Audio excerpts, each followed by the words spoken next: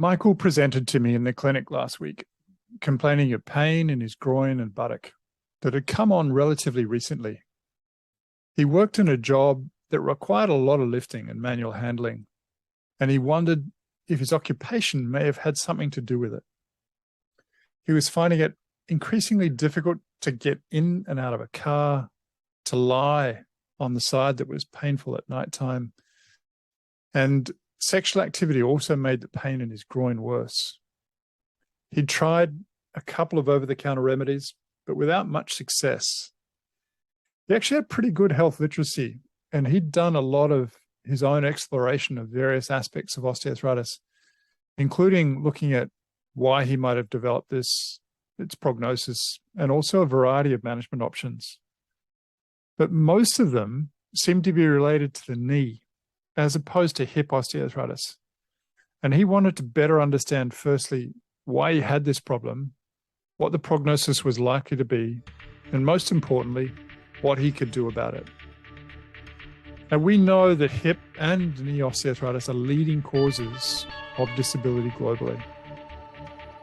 But unfortunately, to date, most osteoarthritis research is focused on the knee and less so on hip and other joint osteoarthritis. Although both the knee and the hip are joints in the leg, there are really important differences in the prevalence of the disease, the outcomes, and recommended treatments. Hello, it's David Hunter, and in this episode of Joint Action, we're joined by Dr. Michelle Hall to discuss the differences between hip and knee osteoarthritis. Hello, Michelle, and welcome to the show. Hi, David, and thanks very much for having me. Oh, it's a great pleasure. It's a good chance for us to catch up. It's been a while, and now that you're in Ireland, it may even be a longer while between now and when we next see each other. Before we digress too far, can you just share with the listeners a little bit more about your background and what a typical day looks like? Sure. I started out as an exercise scientist, so I did exercise science in Dublin and got an interest in osteoarthritis in my final year project. And from there went over to America to do a master's in kinesiology, focusing on gait analysis and gait biomechanics in people at risk of developing osteoarthritis of the knee after ACL injury. And then went to Australia, Melbourne, to complete a PhD, came in RANA in Centre of Health, Exercise, Sports Medicine.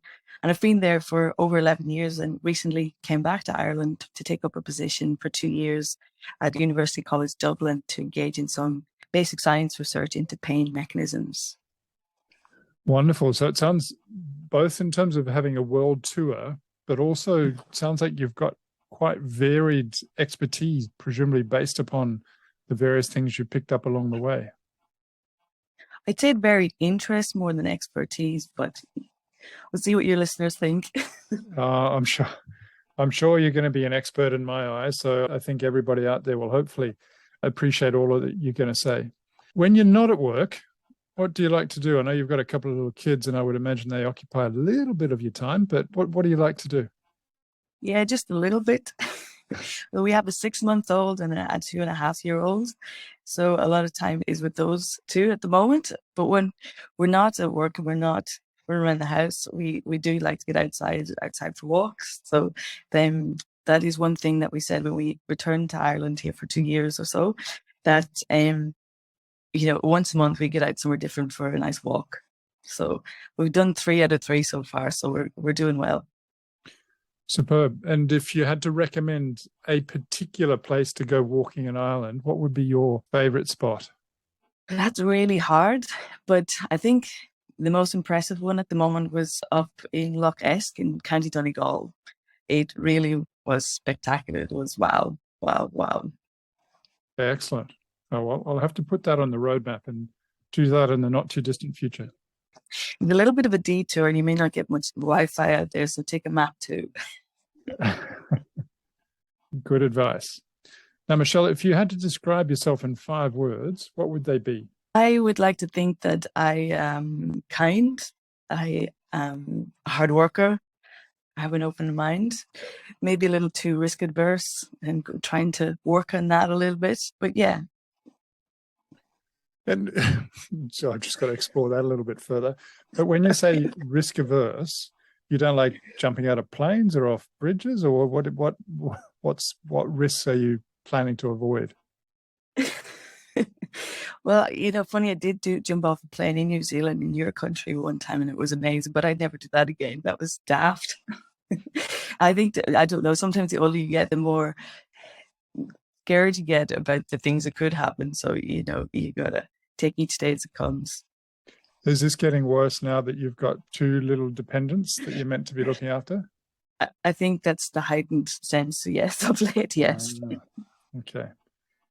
Fair enough. All right. Now, obviously, the topic at hand today is really talking and digging into a little bit more about hip osteoarthritis, and particularly differences that it might have from knee osteoarthritis. Let's start with just how common these problems are. So hip osteoarthritis, how prevalent is it? And is that different between men and women, and how does that compare to knee osteoarthritis? Yeah. Well, we think hip osteoarthritis affects around 10% of the population, and that's based on symptoms, how patient feels, and also what the joint looks like on an image. And perhaps the prevalence is a little bit higher with knee osteoarthritis. Now, it depends whether you use an X-ray or not to give a diagnosis. Those estimates are probably a little bit low if we use the X-ray. With regards to gender or sex, it seems that, knee osteoarthritis affects more women than men, but it seems that hip osteoarthritis is quite comparable. It affects the similar amount of men and women. And these are things we don't know yet why this happens. So it sounds obviously like it's an incredibly common problem. And the reasons presumably for the gender differences in knee osteoarthritis, there's some theories, but for hip osteoarthritis, the fact that they're similar between men and women presumably is unexplained. Yes, it really is. Maybe there's some insights that we get into in genetics. We talk to our experts in those fields, maybe this can provide some insights, but really we're quite unsure why or how the osteoarthritis and hip osteoarthritis affects different proportions of genders differently. Well, that's obviously research to be done, whether that be in Ireland, Australia, or elsewhere.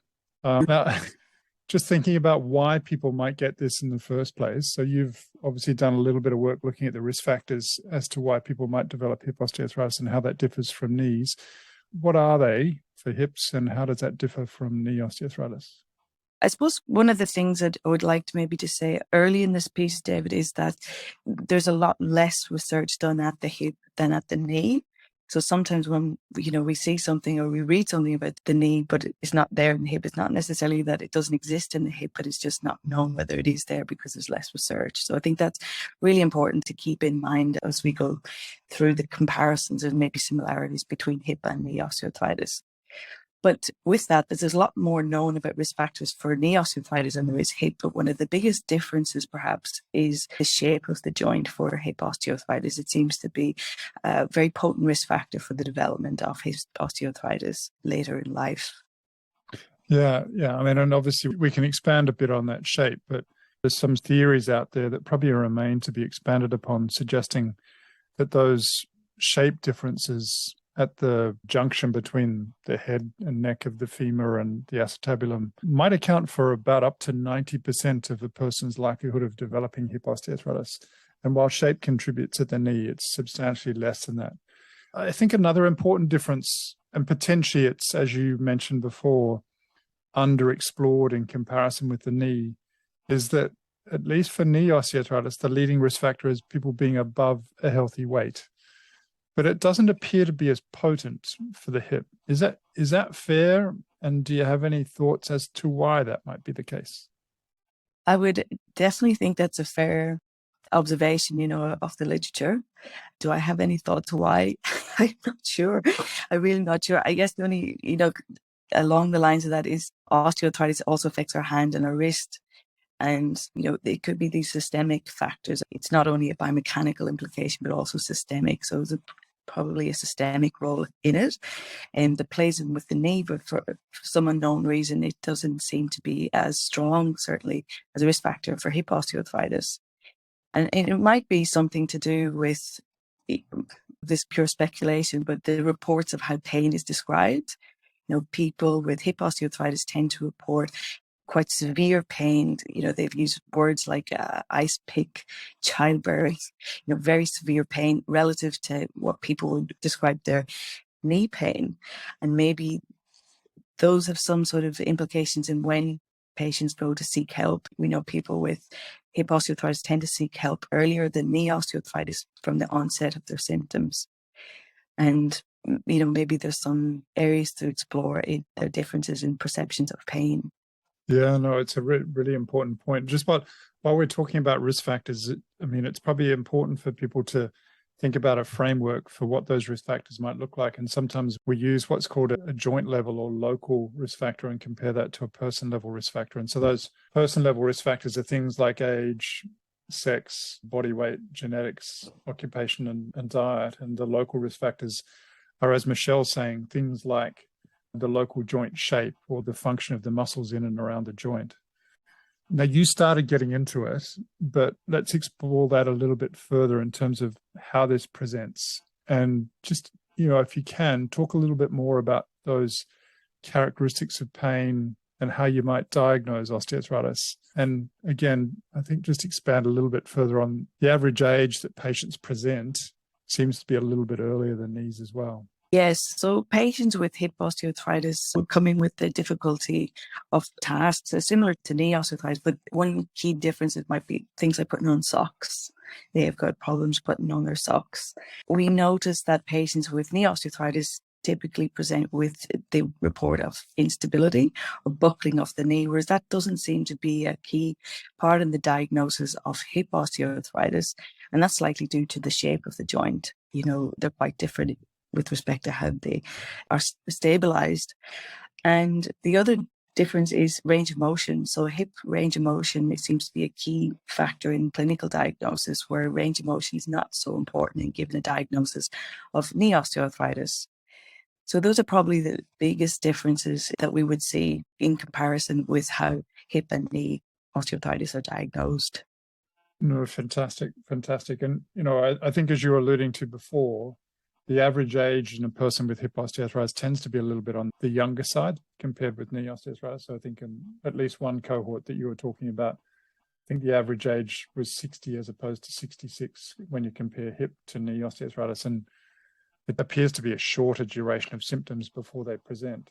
Just digging a little bit further into some of the more common complaints that a person might present with. As I think you alluded to, people with knee osteoarthritis might complain more of pain related to certain activities. Are there things that people with hip osteoarthritis might complain of when they're doing particular things? I think difficulty getting in and out of car more so than people with knee problems. And as I said before, I think socks is actually quite a big one. When we had people in the lab doing assessments, asked them to do that, it really got most people, they would experience pain doing that. And that was a real sort of telltale sign for us that, yes, that is likely to be hip osteoarthritis. Yeah. And another common complaint, just expanding upon that, is when a person lies on the side.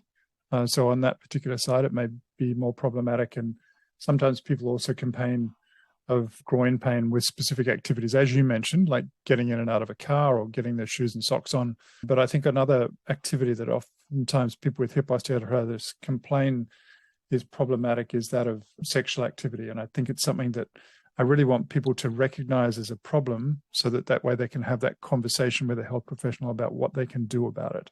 Don't just ignore it and live in silence. All right. Now, prognosis. So what's the typical outcome for people that have hip osteoarthritis? Yeah, many people can self-manage, and that's, our aim is, health professionals to empower people to do is to self-manage their condition with the tools that we can provide them.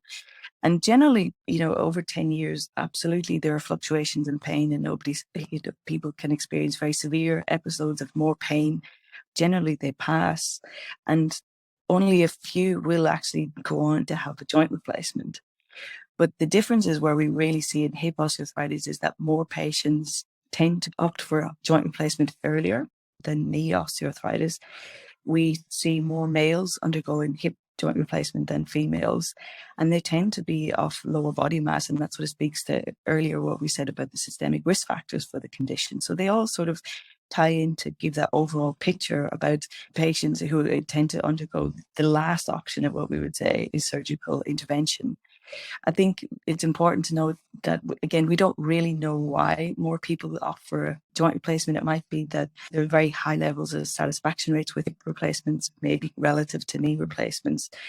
But it should also be noted that more people require joint revision, second surgery on that hip compared to people with knee osteoarthritis.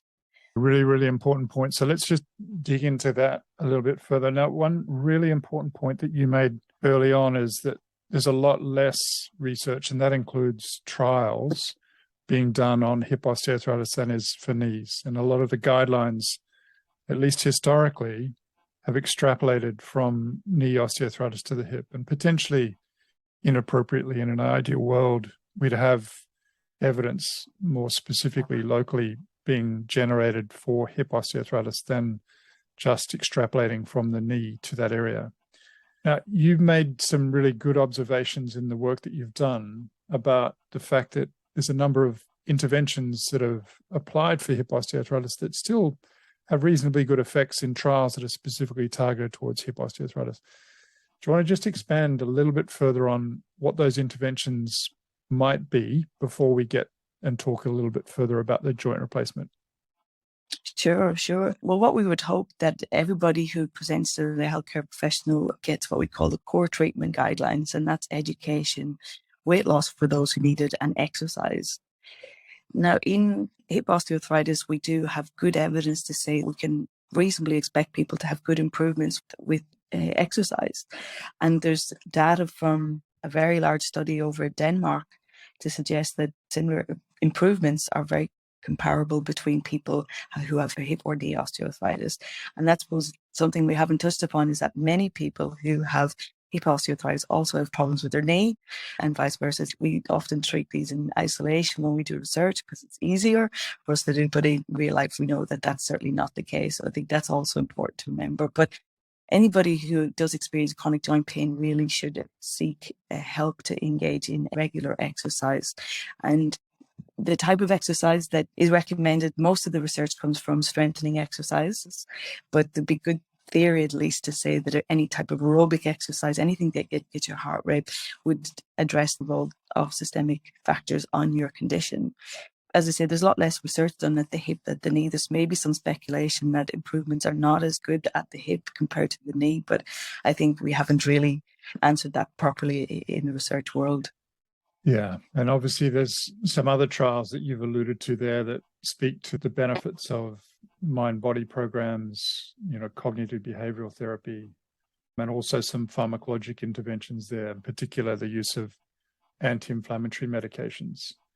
Now, as you mentioned, hip surgery appears to happen earlier for people that have hip osteoarthritis than they may do for knee osteoarthritis as far as replacements are concerned.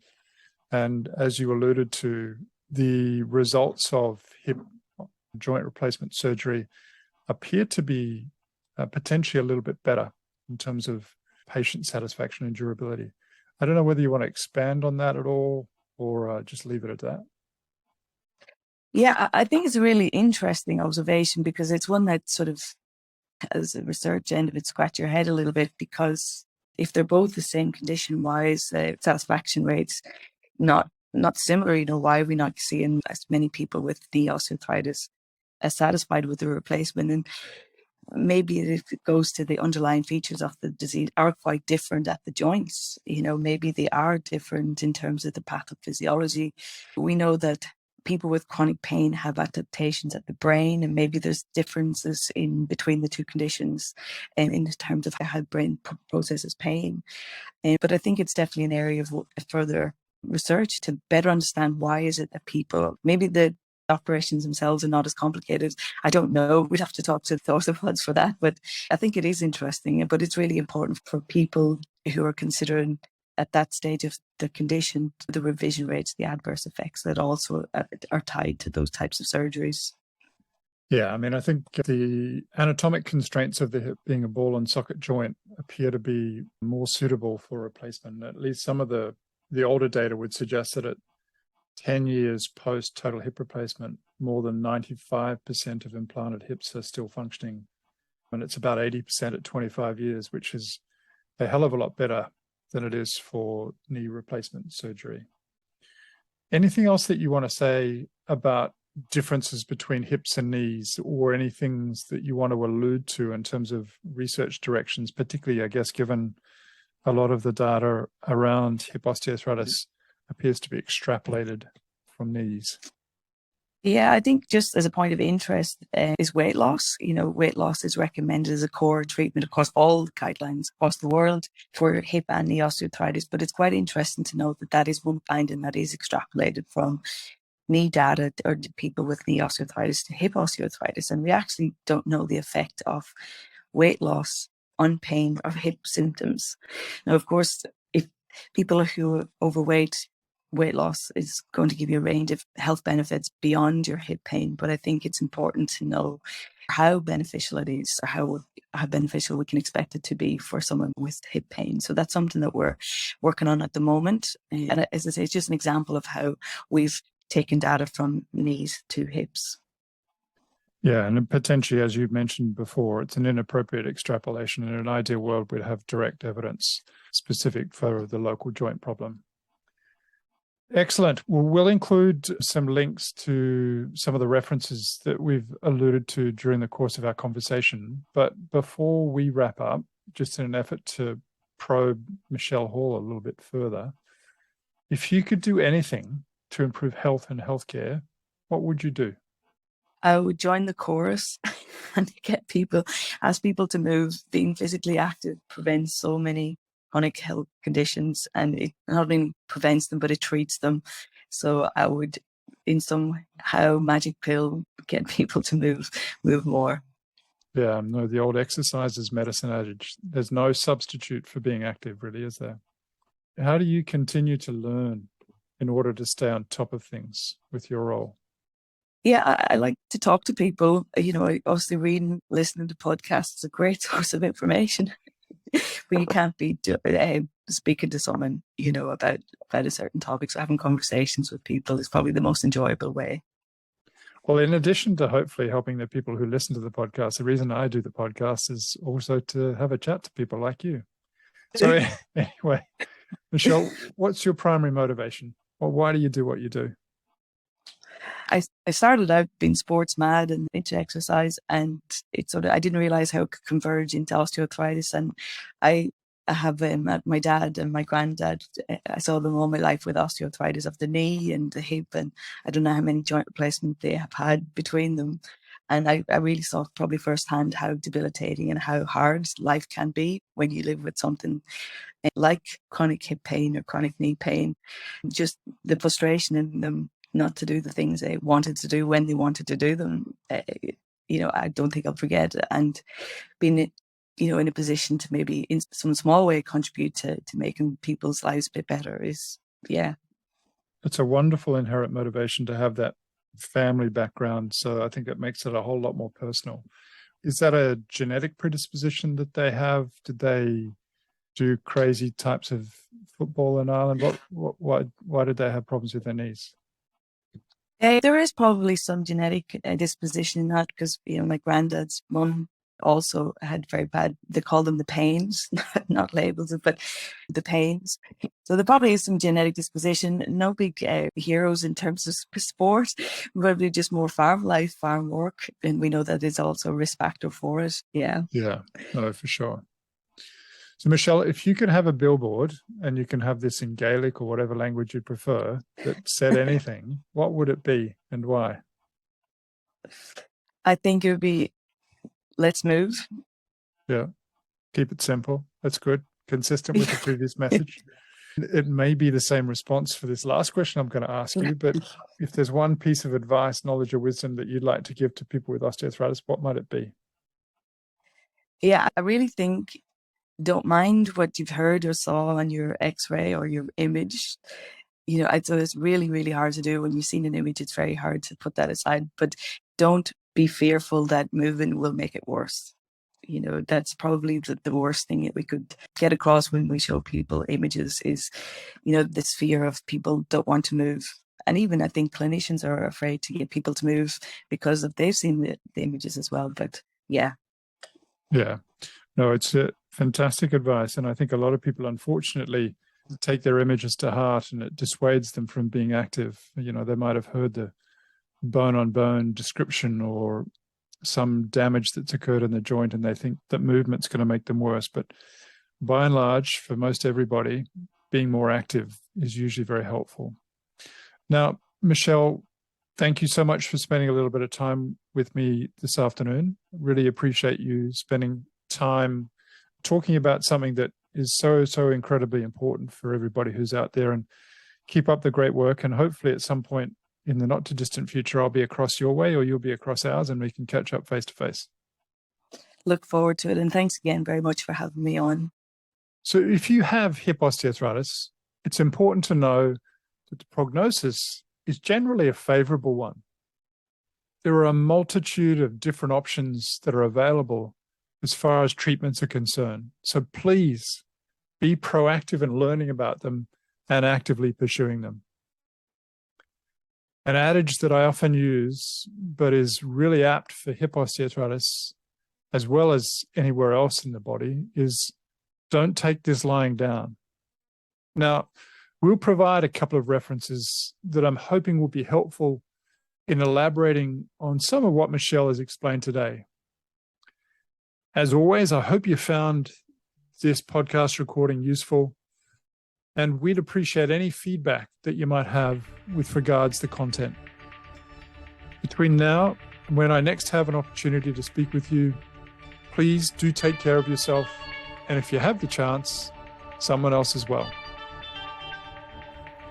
Thanks for listening to Joint Action with David Hunter. If you like our show and want to know more, visit www.jointaction.info. If you have any questions, you can email us at hello@jointaction.info and follow us on Twitter @jointactionorg. This podcast was hosted by David Hunter, edited by Vicky Duong, music produced by Jordan Hunter. The information posted on this podcast is not intended to diagnose, treat, cure, or prevent disease. Anyone seeking medical advice should consult a health professional.